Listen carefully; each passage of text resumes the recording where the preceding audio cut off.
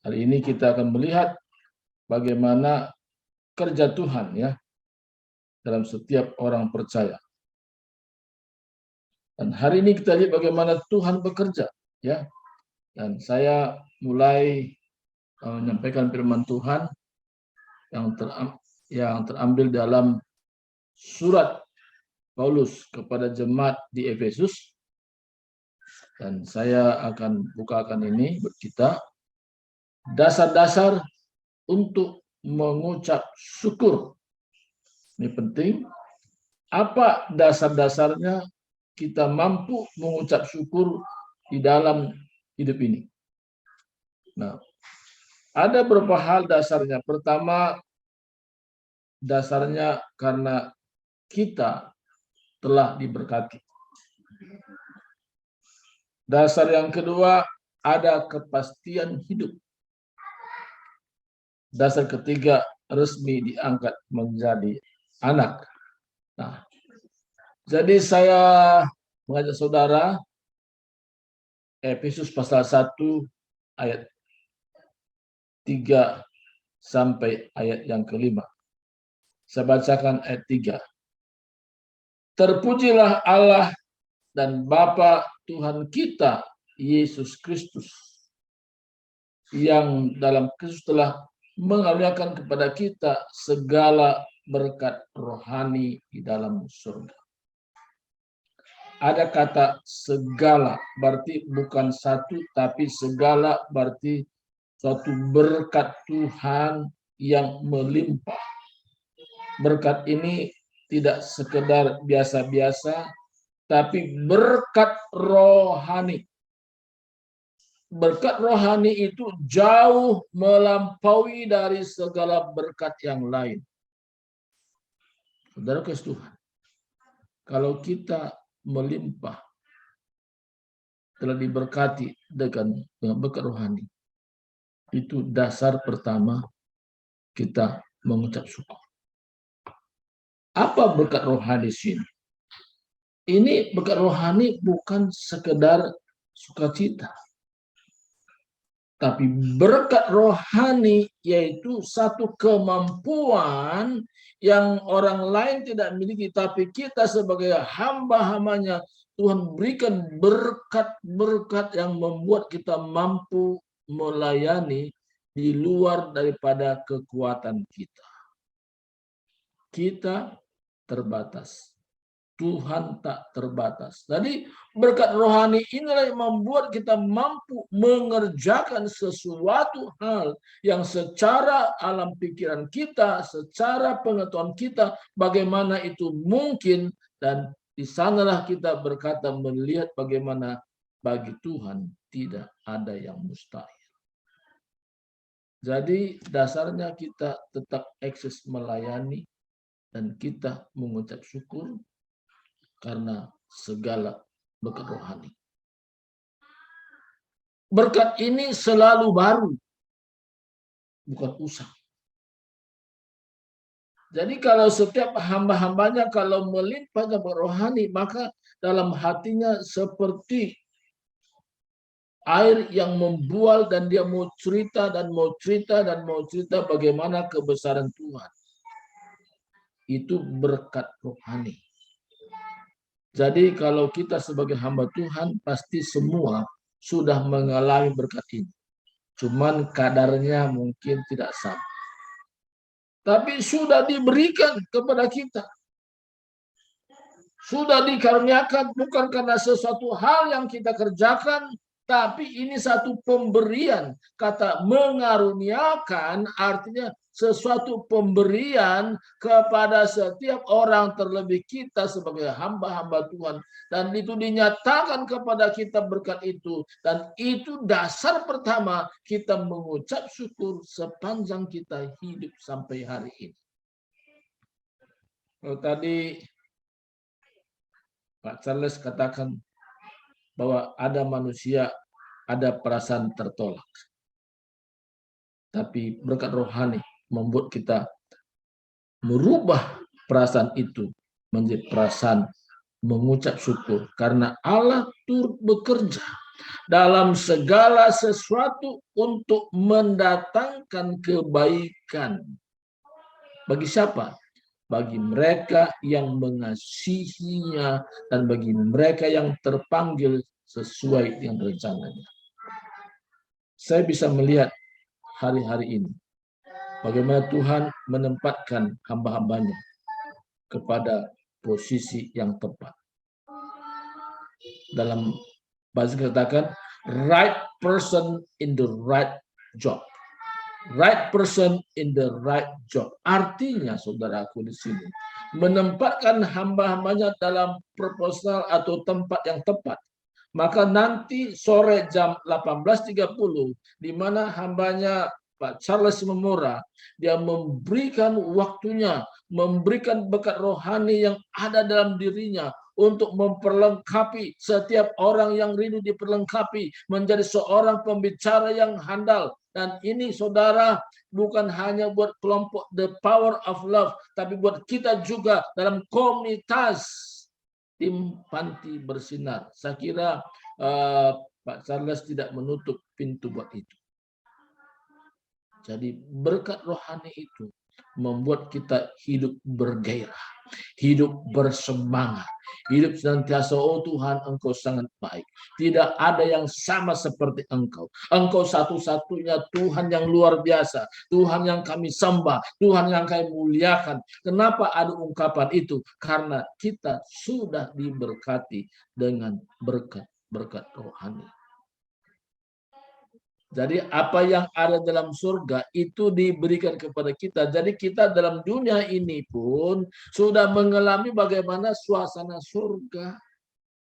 Bagaimana hal-hal surga itu kita sudah mencicipi seperti orang masak sayur. Kadang-kadang kan ibu-ibu kalau masak sayur kan diambil sendok, dicicipi sedikit. Ya kan? Tapi sama juga dengan yang sisa di dalam panci itu. Sama rasanya, cuman jumlahnya beda. Kalau ibu-ibu mencicipi itu kan sedikit, 1 sendok. Tapi kalau juga nikmati yang semua, sama juga rasanya. Begitulah yang kita alami. Sekarang pun kita sudah menikmati berkat-berkat itu. Nanti secara komplitnya, bagaimana seluruhnya sesudah kita dipindahkan dari dunia ini kepada dunia akan datang, yaitu sorga yang indah dan tidak ada sana ratap tangis, tidak ada lagi air mata. Dan itulah dasarnya kita senantiasa mengucap syukur. Nah, kalau ini kita mengerti dan kita pahami dan kita alami sendiri, membuat kita dalam situasi sekarang ini, apapun namanya, Omikron, apa sebutannya, tapi kita tidak lagi memikirkan itu. Tapi dalam alam pikiran kita, yaitu kita melimpah dengan berkat-berkat rohani yang Tuhan taruh ke dalam kehidupan roh kita. Jadi tempatnya adalah dalam roh kita. Jadi kalau kita paham ini, wah kita rasanya, aduh kenapa kok sekarang baru saya tahu, kenapa nggak ada dulu saya tahu. Tapi kita tidak perlu sesali, tapi kita syukur Tuhan. Kalau hari ini saya menikmati berkat-berkat itu, saya bersyukur.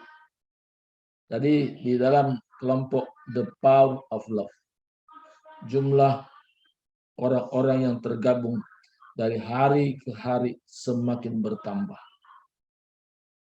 Siapa yang mau bertambah? Tuhan sendiri yang menambahkan. Nah kadang, Pak, ini ada pembantu saya, Pak. Ini perlu dilayani karena saya tidak bisa dengan leluasa berkomunikasi karena beda bahasa. Ini pembantu saya ini orang Indonesia, Pak. Orang dari suku Jawa. Nah, tapi saya kan nggak bisa, Pak, menjelaskan tentang Injil.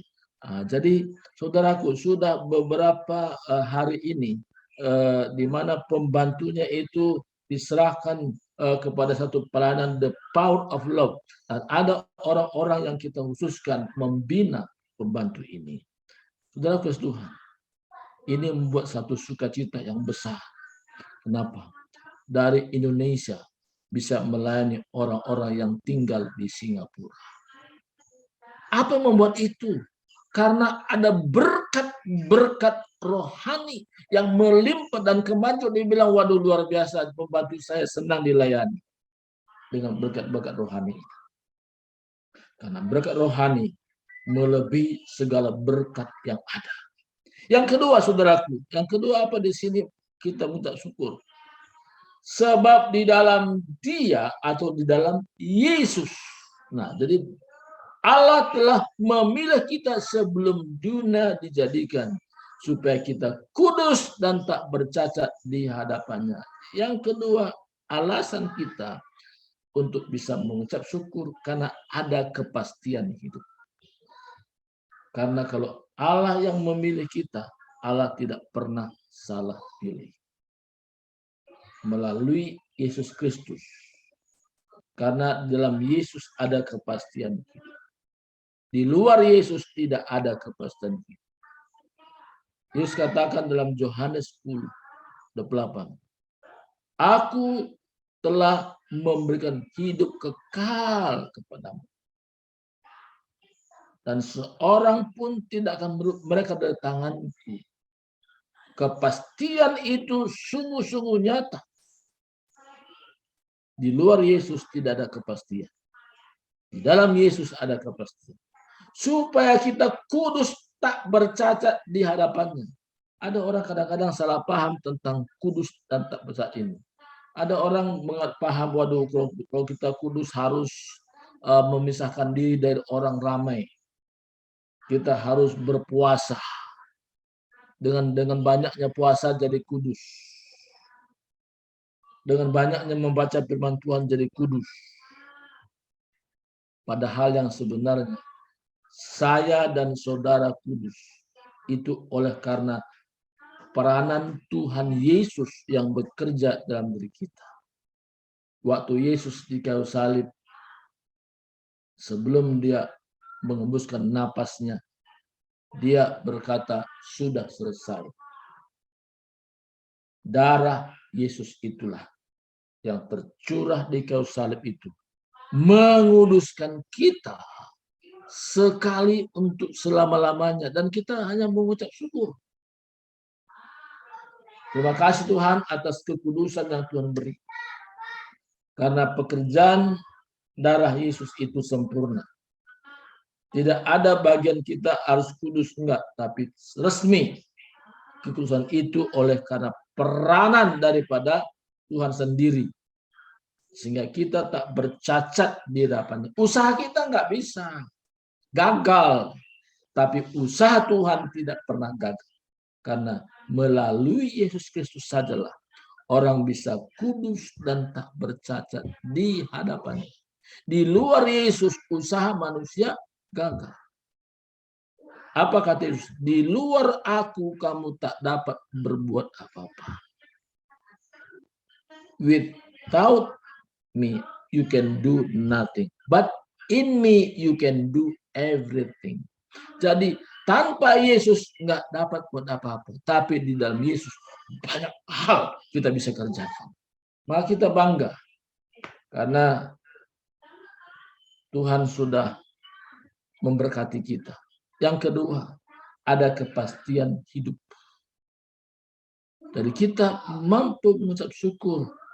Karena kita tidak mudah-mudahan untuk masuk surga. Tapi ada kepastian inilah. Membuat kita dari hari ke hari mengucap syukur. Kita tidak lagi berpikir untuk berbuat dosa. Tapi kita berpikir siapa yang saya jangkau. Siapa yang saya layani. Siapa yang saya saksikan. Siapa yang saya bercerita tentang Tuhan Yesus. Yang sudah memberkati saya. Dan saya juga mau memberkati orang lain lewat berkat yang saya sudah terima dari Tuhan Yesus. Dan saya mau bercerita kepada orang lain. Kolong langit ini tidak ada nama lain yang diberikan kepada manusia olehnya dapat diselamatkan. Hanya di dalam Yesus. Jadi kepastian hidup itu hanya dalam Yesus. Dan ini kita ceritakan. Kenapa kita bisa ceritakan? Karena supaya berkat rohani itu terus makin bertambah seperti keran yang tidak pernah tutup, terus mengalir dari sorga dan ke dalam hati kita. Maka hidup kita ini akan berbeda dengan orang lain yang tidak mengerti prinsip-prinsip kebenaran ini. Yang ketiga, apa membuat kita mengucap syukur? Dalam kasih, ayat 5. Ia telah menentukan kita semula oleh Yesus Kristus untuk menjadi anak-anaknya sesuai dengan kerelaan kehendaknya. Jadi kita resmi diangkat menjadi anak Allah. Resmi.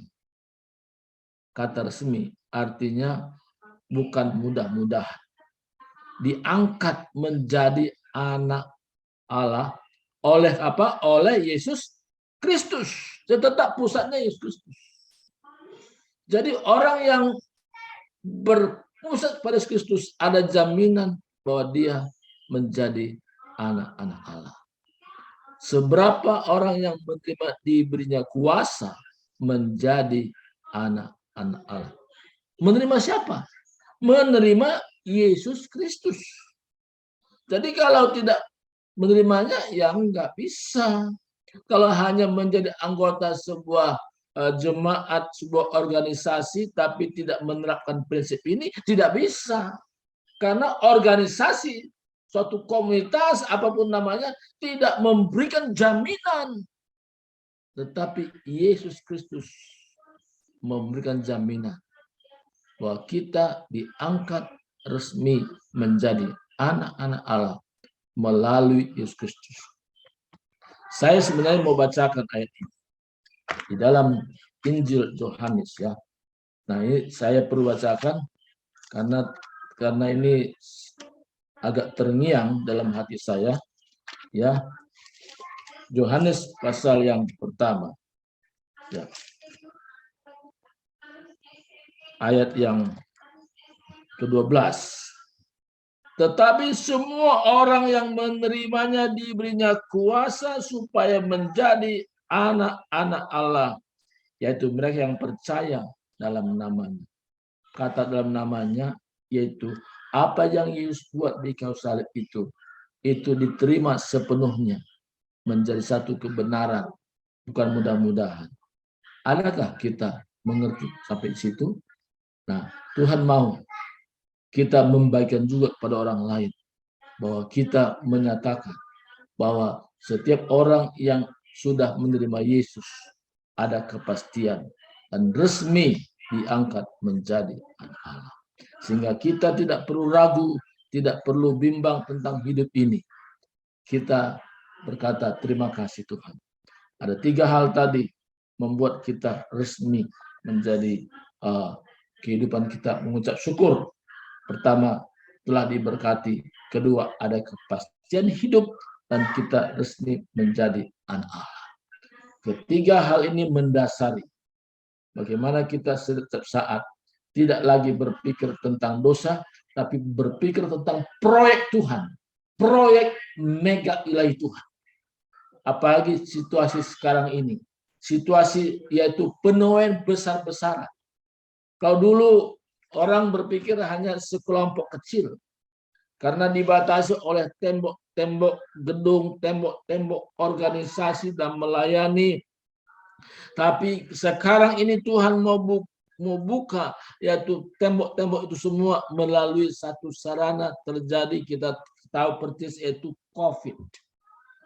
COVID itu merubuhkan tembok-tembok.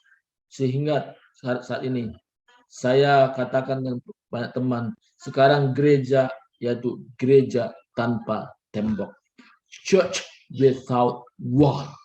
Dan itu Tuhan mau kerjakan. Sehingga kita tidak perlu menginvestasi dana untuk membangun sebuah gedung. Tapi kita investasi uang untuk penjangkauan jiwa-jiwa. Sehingga banyak orang dimenangkan dan dibawa kepada Yesus Kristus. Karena pusat pemberitaan kita adalah Dia. Yesus adalah pusat kita. Kita menceritakan bagaimana kebesarannya sampai hari ini. Dan saudaraku, inilah dasar-dasarnya mengapa kita mengucap syukur tadi. Karena 3 dasar ini menjadi kekuatan kita. Kemanapun kita pergi, apa saja kita perbuat, Tuhan membuat kita berhasil. Kenapa berhasil? Karena kita menerapkan prinsip-prinsip kebenaran firman Tuhan. Terima kasih. Mari kita berdoa. Bapa dalam surga, hamba-Mu sudah berhenti menyampaikan kebenaran firman-Mu. Tapi Roh Kudus menjabarkan ke dalam hati kami. Sehingga kami semua menjadi pelayan Tuhan yang andal. Pelayan yang luar biasa. Karena Yesus luar biasa, maka semua pelayannya luar biasa. Menyampaikan tentang isi hati Tuhan terhadap dunia ini. Terima kasih Tuhan. Kami bangga memiliki Engkau. Kami bisa diberkati karena kami dalam Yesus. Kami ada kepastian karena kami dalam Yesus. Kami resmi diangkat menjadi anak karena kami dalam Yesus. Dari pusat pemberitaan kami hanya Yesus saja. Tanamkan dalam hati kami firman-Mu itu, sehingga orang lain pun bisa menerimanya seperti apa yang adanya. Kami diberkati dan orang lain juga diberkati oleh kita ini. Terima kasih Tuhan, terpuji nama-Mu. Di dalam nama Yesus Kristus kami sudah berdoa. Haleluya, haleluya. Amin.